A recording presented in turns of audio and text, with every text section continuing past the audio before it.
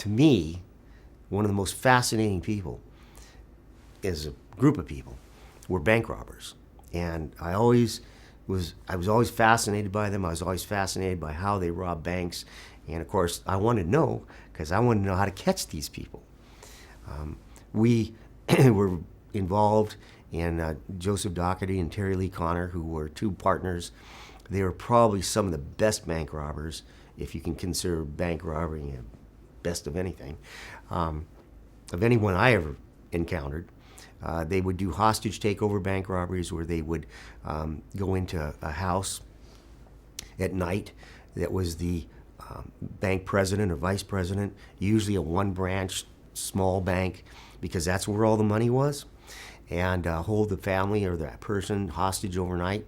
And the next day they would dress up in suits and ties and go to the bank. And when they got to that bank, they knew everything that was going on in that bank. They knew who the employees were, license numbers on the cars. They knew whether they stopped to get coffee in the morning before they went to the office.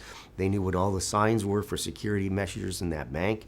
They knew the exact floor plan of the whole bank and how to get in and get out of it. And they would arrive at about 8:30 in the morning, and they would get into the vault, because now they had both people that had combinations to the vault.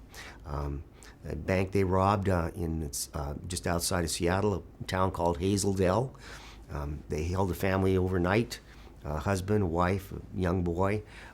All went to the bank the next morning, took each employee hostage as they came in, handcuffed them, put them in the coffee room, and they got into the vault. And at 5 minutes to 9, Terry said to Doc, he says, time is up. And they dropped their portable power tools. They walked away with $163,000, which for these guys was a very, very small score.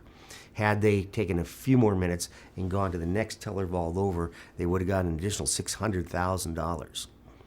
And as they were leaving the bank, the wife, woman now, you understand, had been held hostage overnight, says, well, what's going to happen to us? And Terry says, what do you mean, what's going to happen to you? And she says, well, we all have seen your faces. We know who you are.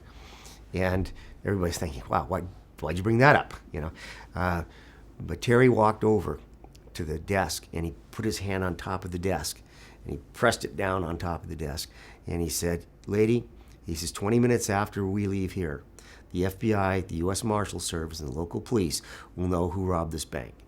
However, if they have any questions, you have them come over here, dust this desktop for fingerprints, and they'll damn sure know who robbed their bank.